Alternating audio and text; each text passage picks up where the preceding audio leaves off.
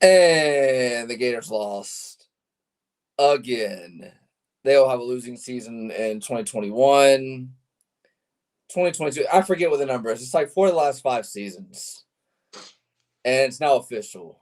They're not going bowling. No strikes, no spares, no 7-10 splits. Wow. Gators were shut out in the second half. Couldn't score a point. We had hope, Graham. We're down 10-0. We thought it was going to be a blowout like last week.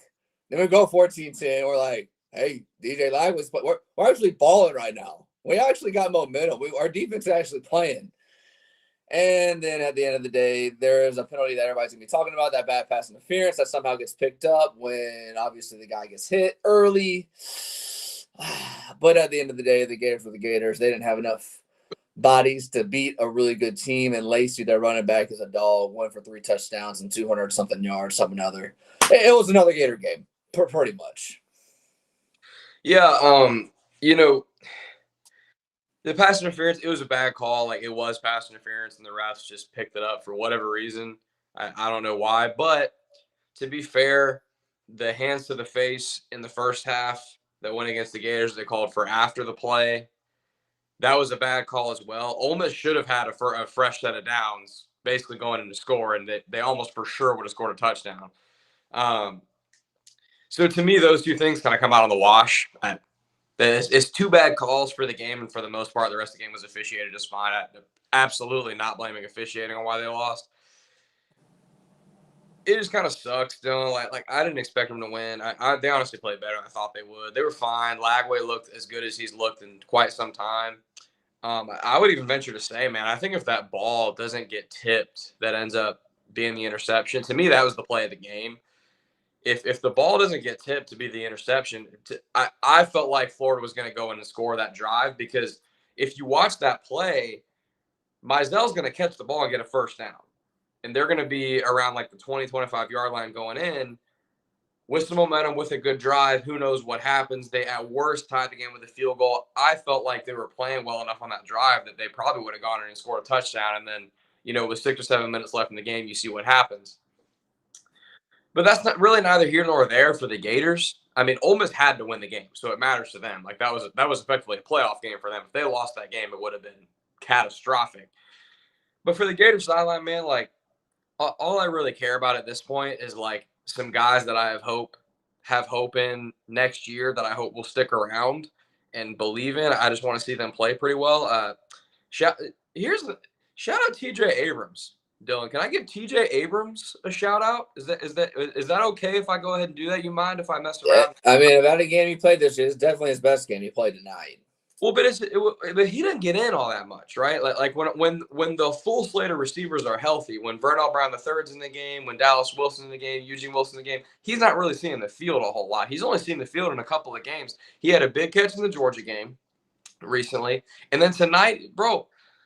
Look, Dylan, in a world where Tank Hawkins is not playing to preserve his red shirt, and you got some guys on this field on both sides of the ball that I don't care what anybody says have quit. They just have. For number 4 to get his shot, sees an opportunity and make some plays, like, shout out him, man. I get it, bro. Like, it's a tough time of year for a lot of dudes on this roster. Like, it's only natural, man, and I can't blame anybody for thinking about next year, thinking about like maybe transferring, seeing what might be better out there for him, or at least like kind of being tapped in on the coaching search for the Gators, seeing if like it makes sense for them moving forward. Like, I don't know, but for somebody like that, and then like even Jaden Ball, bro, like Jaden Ball didn't have his best game today because I didn't think the run blocking was particularly great. But like somebody like Jaden Ball, man, like he runs the ball. This season is lost, and he runs the ball like it's the national championship every play. Dude, you know he runs the ball like. Remember Damian Pierce in 2021? It was kind of like the same season, like the season's lost, and like that dude. I mean, the famous quote at the end of the year when they're playing Florida State, and everybody remembers when his helmet got ripped off, and he like runs to the end zone. And they call it dead ball, but the quote was, I'm a Gator. Like, I'm not, I don't care about anything else. I'm a Gator. I feel like that is like the same mantra, but for Jaden Ball this year. Yeah, I agree with that. I totally agree with that. So shout out those guys, man, and like Jaden Ball. Like Jaden was a freshman last year, so like he's going to be in college next year regardless. I think as long as they have a coach that everybody believes in, I think he'll be back in orange and blue. That's just my feeling. I don't have any inside info on that. That's just my feeling. But that's what I'm saying. Like when I watch the games now, like that's really all I care about is I'm just looking for guys like that, and just enjoying watching them play football because they're good at playing football, and just hoping that I can see even more and be even more optimistic about the future. Obviously, the rest of this season really doesn't matter. To your point, like the bowling conversation is over, and to be honest, Dylan, do you want to watch Billy Gonzalez coach in the Gasparilla Bowl anyway? I don't care, dude. I don't care, bro. I don't care about the extra 15 practices that you get. I don't care about the bowl game. It don't matter. I don't care about none of that junk, man. When you got a season like this, you want to grab that paper ball, you want to grab that junk, and throw it in the trash can. Garbage. Get a new coach as quickly as possible, and let's move on, bro. Yeah. So look, Dylan. Like we know everybody tuning in. By the way, we appreciate everybody tuning in. Thank you. We know it's like 10:45 at night. Thank you guys for tuning in with us and chopping it up. We appreciate it. But we know what everybody wants to get to. But before we do, is there any other like game thoughts you got, Dylan, that we can dive into before we talk coaching search and whatnot? Nah, I really don't. I agree. That's why I'm asking you. I'm kind of like, look, man, like it is what it is. Look, a team with no coach went on the road to a team that expects to be in the college football playoff at this point and expects to make some noise in the college football playoff. And they play pretty well. They look competitive. They lost by 10 because they're not as good of a football team. They still got a lot of injuries the Gators do. They play fine. Yeah, Billy Gonzalez is a perfectly fine interim. I don't really have any issues with him as a coach. I think he knows when to use timeouts. I'll give him credit there. But by the way, Lane, that was a couple of times you used timeout. You're like, geez, start the fourth quarter. You call a timeout right here. I know. A commercial. Like that was like you would have thought the other team was doing that tonight. Tell how important he knew that drive was. Yeah.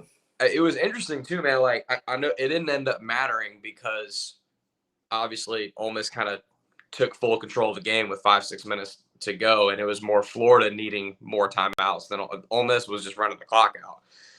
But between that timeout and the timeout they used before that, when I think it was Bryce Thornton made a tackle like right at the 1 for Kewan Lacey, Ole Miss gets the 1st and goal, and they had to call a timeout on that series as well. And I was kind of thinking to myself, I'm like, man, like if Ole Miss finds themselves down or tied, with a minute or two to go in this football game, and they're down timeouts like that, this is going to be a play that we come back to.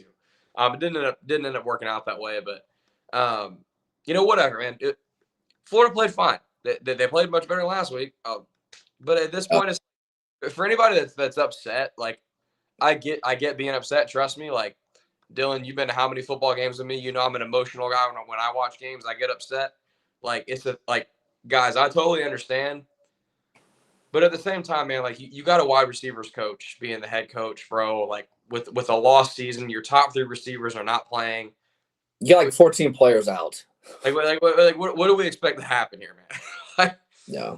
I mean, the only thing you take this game is, okay, you're back at home the next 2 weeks, and you don't have to worry about a bowl game, being on the break for whatever that's worth, and you can beat Tennessee, you can beat Florida State. That's pretty much it. Yeah. And if you do, great. If you don't, it doesn't really matter. Yeah. Now, Tennessee, like, I'd love to preserve the streak winning in Gainesville. And obviously, Florida State, like, you want to win because it's Florida State. I'm not saying I don't want to win those games, but, like, for the long term, like, what this means for Florida football moving forward next year, year after, what have you, it doesn't matter, bro. It just doesn't. No. Like, watch the game, we want to win. I get it. Trust me, guys. I'm as competitive as you guys are watching the game. But, like, we got to have a little perspective here. Yeah. All right, let's get to the topic that everybody's talking about with Lane Kiffin. Prosser went on with Swamp Sessions, and he's not the only one. He's one of the people has basically said that the boosters have been in talks with Lane Kiffin. The people that actually made the decision, I don't think Scott Strickland's going to be the one that's really making the decisions. In my opinion, I think the boosters are going to say, hey, we want this guy, Scott Strickland. We should go out and get him, do it this way. the way it's been the last couple of weeks, it seems like the best two jobs are Florida and LSU. And Graham, I don't know how much he followed the LSU saga the last couple of weeks with the governor and then the LSU AD stepping down. And then now they're trying to say they fired Brian Kelly for calls, saying that, no, we're not going to give you your $50 million buyout. We're trying to get it down to 27, and they're going to try to go to court. I was of the opinion that LSU was the best job a couple weeks ago. I mean, slightly. I mean, it's close, but I thought it was LSU. Now it's like, I mean, I don't know how Florida doesn't look better than LSU right now with everything that LSU's got going on. Yeah, I would agree with that. And also, even before that, Dylan, tell me your thoughts here, but, fully willing to admit that this is me talking through orange and blue goggles. But to me, it didn't really matter anyways if LSU was the better job than Florida, because to me, it's been very obvious since even before they fired Billy Napier, honestly, that Lane Kiffin was the apple of Florida's eye, right? We've kind of known this for a while. It's become the worst kept secret in college football. They said that on the broadcast. Worst kept secret that Florida wants Lane Kiffin. And to me, I don't know if it's just like his vibe or his ties to UF with like his family and his ex-wife and she's the granddaughter of John Reeves, all this stuff. Like, I don't know if it's that. I don't know if it's just who he is or just what. But do you agree that for some reason it's hard to picture Kiffin in Baton Rouge, but it's very easy to picture him in Gainesville? Agree or disagree? No, I agree. Even like if you listen to people that who's the main person that's going to take over for LSU, it's like they want somebody with Louisiana ties, and that's not like Kiffin. They basically want to hire, and this is typical when you fire somebody, like they want to hire the anti-Brian Kelly. Like whatever the furthest thing from Brian Kelly is, they want to hire that, which is pretty common when you hire a new coach, right? Like with Florida, when Florida fired Dan Mullen was a great coach on Saturdays, but he was not a good recruiter. So they were like, we need to hire the best possible recruiter we can find. So they hired a guy who is really good at recruiting and then cannot tie his own shoes on Saturday mornings. So we kind of know how that goes. But guys, by the way, I have nothing sources wise. Like, I don't know anything, so do not take anything I say like it's like there's any merit to it whatsoever. This is strictly just my opinion on things. It's just the vibes. Like Lane Kiffin, it just makes sense with Florida. Like it fits. And I've kind of always felt like he is either going to Florida or he is staying at Ole Miss, at least for this year. Now, 2 years from now, 4 years from now, I can't speak for that. I'm just talking about right now and then next season, to kick off next season. Like, where is he going to be? Dylan, here's what really matters. Here's what people really want to talk about. Gun to your head, you got to give an answer. When the 2026 season kicks off for the University of Florida, is Lane Kiffin the head coach, yes or no? Probably. I'd lean yes. I think it's above a 50% chance. That's just my opinion. Again, that's just my opinion. That's just vibes. We agree there. And I think the longer that this draws out without him doing anything to show his commitment to Ole Miss long term, the better it is for Florida in that regard.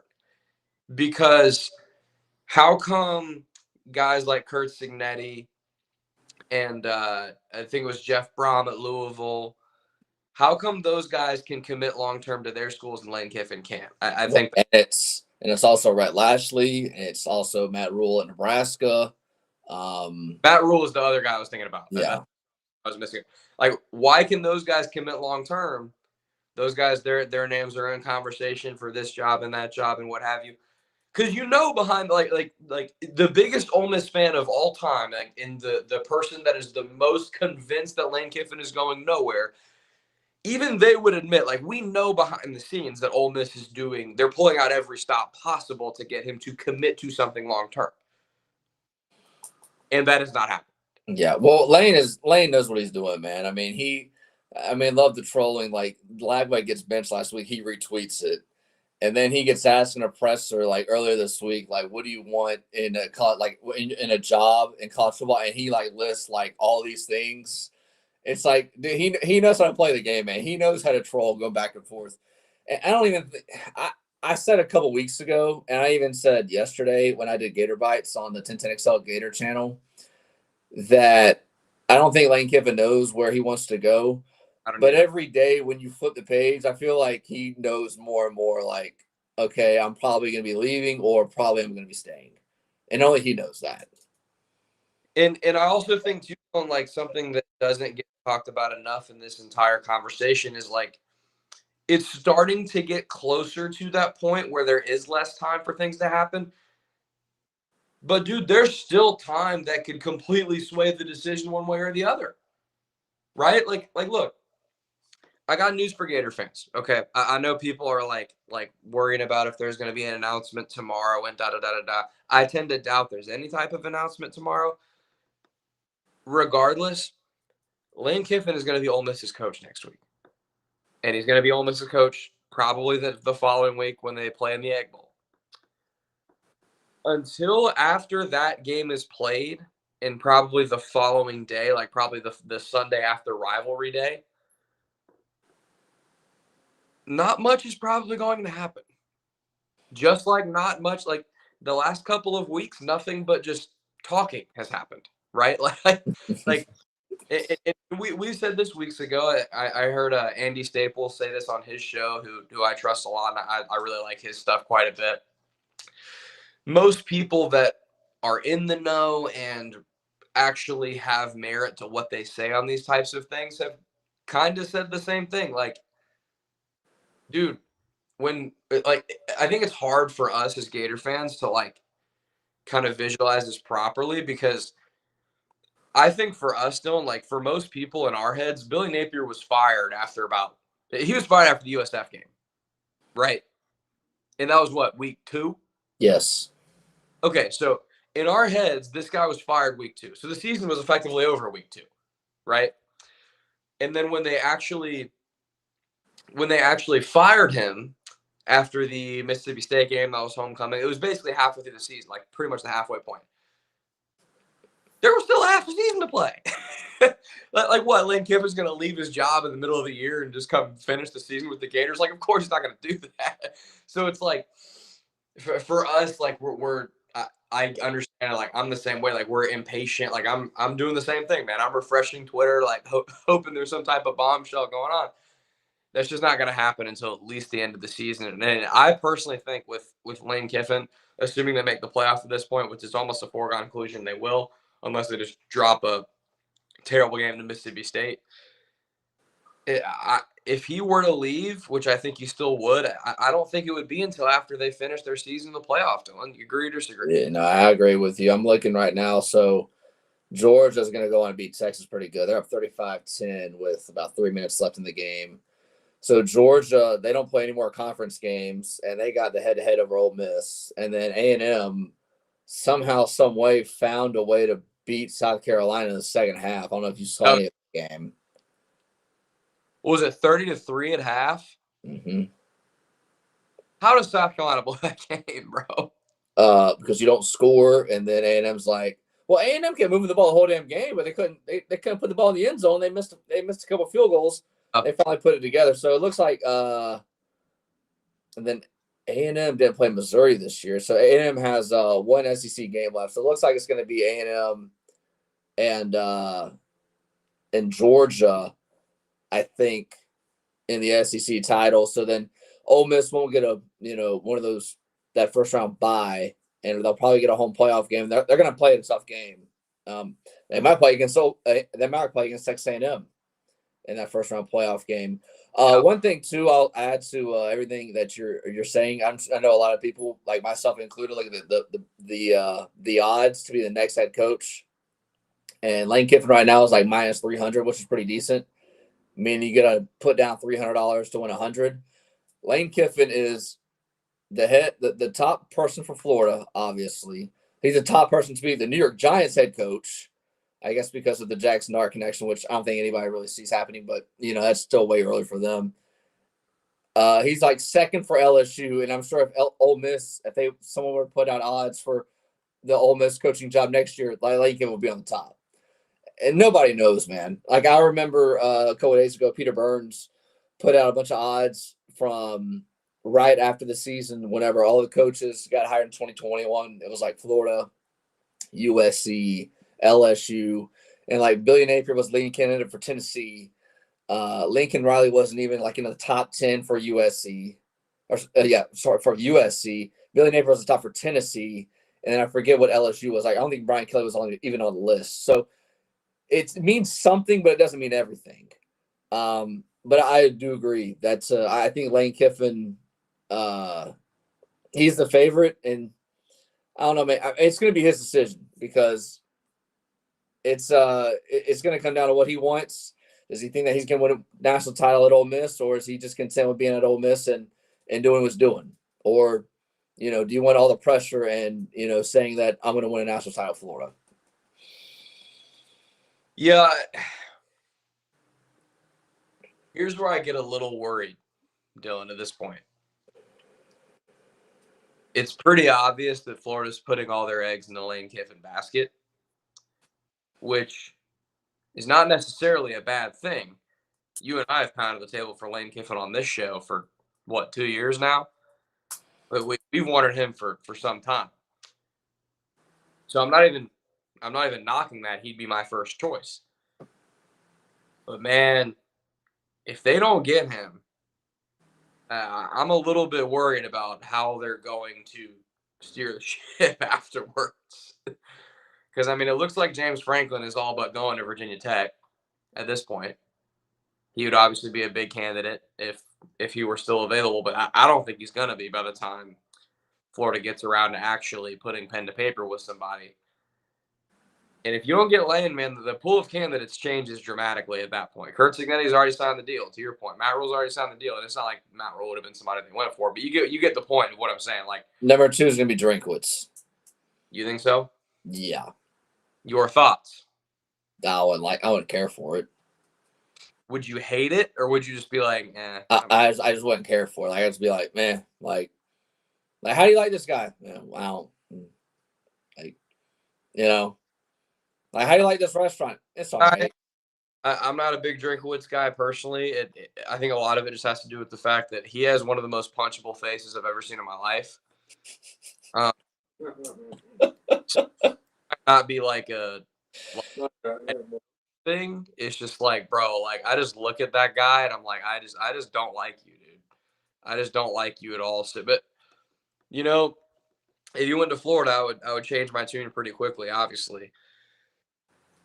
What is it, Alex Golish after that, or like what are we doing after? You get what I'm saying though? It's like, yeah, no, there's not a lot of candidates, man. There's a lot of jobs open. But they don't get Lane. It's like it starts to be a dire situation pretty quick, bro. Dude, there's a lot of jobs open, and there's not a lot of good candidates. Like, this isn't like it was a couple of years ago where I don't think you're going to be seeing these big time schools poaching other coaches from other big time schools. Yeah. I don't think that's going to be happening. A couple of years ago, you had USC get Oklahoma's Lincoln Riley. You had LSU get Notre Dame's Brian Kelly. I don't think that's happening. And I think those were a little different instances because Brian Kelly had been at Notre Dame for a while, and he was like, okay, I'm getting paid one, and I have a better chance to win a title at LSU. And then Oklahoma, he had won Big 12 title after Big 12 title, and every time he got in the playoff, he got crushed. He's like, okay, I have a better chance to win a title and make the playoff at USC. And that's just that hasn't been a good fit. And I don't think Florida's going to go after Lincoln Riley. I know that's like some buzz. Florida's not going to pay 3 coaches that they've already fired, pay Lincoln Riley's buyout, which is insane if you want to look at those contract details, and then pay him to be the coach. I don't think that's happening. That's why the Lane thing, like, it almost makes too much sense. Like, he's the one coach that's the apple of everyone's eye and doesn't really have that crazy – like, his buyout is very manageable. Yeah. Well, and $1 million or something. It's like it's not a big deal at all. Well, in Mississippi, state employees can only have sign a 4-year contract. Yeah. So he signed, he got there in 20, and then he signed another contract, and that's not gonna, last much longer. So yeah, it's not like he has like an 8-year, $100 million contract. So we'll see. Yeah, that's about all I got, man. The other thing, it's not that you don't hire a coach based on players. You get a coach and they get their players. But I do think like with the amount of talent that's on this roster, the other thing that makes it so important to get a splash hire is like, man, there's a lot of talent on this team that I really want to see back next year. And I listen, I get it too. Like you fire a coach, you bring in somebody new, like there's gonna be attrition. I totally understand that. At the same time, like, boy, it'd be nice to keep Vernal Brown the third in orange and blue. With Dallas Wilson. Boy, it'd be nice to keep Dallas Wilson, Miles Graham, like these Jaden Ball, obviously, like Aaron Gates. Jaden Woods, big interception tonight. Jaden Woods, like George Gums, like dude, like all these dudes that are like on the younger side that you can see contributing at least next year, if not even beyond that. Like, I want to keep that talent in the building, man. Like, I know every Gator fan like doesn't want what I'm about to say, but if DJ Lagway can have a coach like Lane Kiffin, can you just like close your eyes and imagine what that could possibly look like? Like I know Lagway has played terrible this year, and not excusing that, but dude, when you have a head coach that is the quarterback coach, that's also the play caller, and I know Lagway has sucked this year, and we saw bits and pieces of what he could do a year ago, bro. If you can get a guy like Lane Kiffin, who took Trinidad, who didn't even have any offers coming out of high school, and we were having people chiming in, no, hell no, stop it. I knew that was going to happen. But when you have Lane that could do that to a quarterback like him, and it doesn't even have to be Lane. It could be, or it doesn't have to be DJ Lagway. It could be any quarterback. I mean, Florida hasn't had that in a very long time, where you feel confident of whoever the quarterback is and the backup that they can perform at a high level given any circumstance. coaching matters. Coaching matters. DJ Lagway has looked really bad this year. I totally agree with everything you just said. Like, DJ Lagway has looked really, really bad at certain times this year, like inexcusably bad. I'm not trying to make excuses for the guy. And like there have been times where he's clearly just lost it mentally, and that's on him. Like, again, not trying to make excuses for him whatsoever. That said, bro, like nobody looks good in this offense ever. Anthony Richardson was horrible in this offense, and like he's not a good NFL quarterback. He was probably never going to be a good NFL quarterback. But that guy with that ability should have been an elite college quarterback. He was for one game. Right. But that's like with what he can do physically, he should have been one of the best quarterbacks in college football when he was in college. And he was not because he played for this offense. Graham Mertz was fine because he was just dink and dunk and just get completions, and that's all it was. And then DJ Lagway was supposed to come in and be the guy. Like, bro, like receivers don't ever pan out in this offense. Offensive linemen don't pan out in this offense. Running backs don't pan. Running backs are the only position, I guess I would say, that tends to look pretty decent in this offense. But nobody looks good. It's it's obviously not all on DJ Lagway. I firmly believe, I totally agree. It's not that he's ever going to be. Was he overhyped? Yes, sure. I'll of course give you that. Like, I don't know that he'll ever be the Gatorade Player of the Year type of player that he was supposed to come in and be. But can he be a well above average SEC quarterback that contributes to a really good team? Of course he can. You're telling me Trinidad Chambliss can do it and DJ Lagway can't? Like, come on, man. Like let's be serious for a second. You put him in a good system with good coaching, and even the receivers they got now, and you give me a healthy Dallas Wilson, a healthy VB3, and these dudes, and you're telling me he's not going to make plays? Of course he is. DJ Lagway played pretty damn well tonight for the most part, just going off vibes. Yeah. They got nothing, dude. They're just scrambling around, just trying to make plays, and he even played pretty well. He finally had deep ball accuracy, like consistently, more than one time tonight. Something that he hasn't had all year. Yeah, and it's because it was one of the first times the offensive line protected worth a damn. So he actually was able to set his feet and throw. He wasn't just throwing off of 1 foot all the time. Like that throw to start event, man, like that was the best throw he's made all season, I think. That was just on the that was just on, like on the money, but because he was actually like he saw it develop, flipped his hips, set his feet, made the throw, and it was a dot. Like Yeah. This will be the last thing I say, and then I'll we'll get out of here. Dude, if DJ Lagway like transfers in 2 weeks, fine.